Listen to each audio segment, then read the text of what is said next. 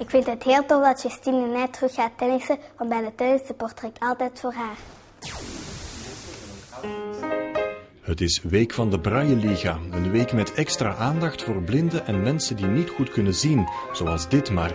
Maar dankzij zijn speciale braille-laptop kan hij de lessen in het eerste middelbaar meevolgen.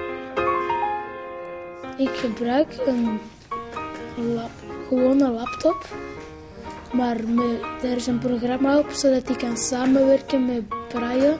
Braille, dat is eigenlijk schrift, maar dan om te voelen. Ja, dat is voor blinden en slechtzienden. Zodat die ook kunnen lezen en zo, en dat die ook alles begrijpen.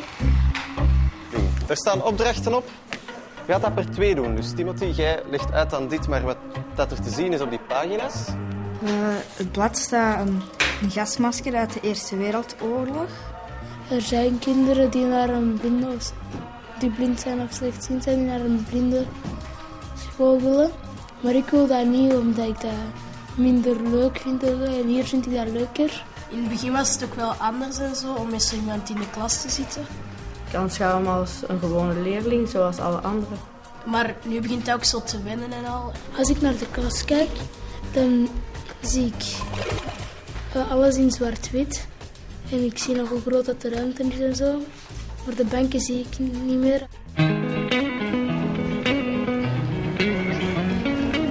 Dietmar is mijn beste vriend. Ik ken hem al 8 jaar. Het enige verschil is voor mij dat ik moet zeggen dat hij moet luisteren in plaats van kijken. Voor de rest, hij blijft mijn beste vriend.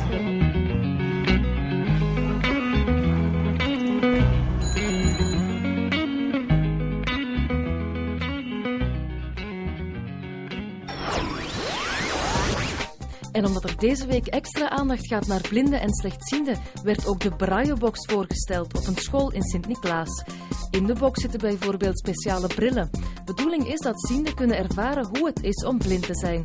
Je kan ook het echte Braille-alfabet leren, maar dan moet je wel oefeningen maken.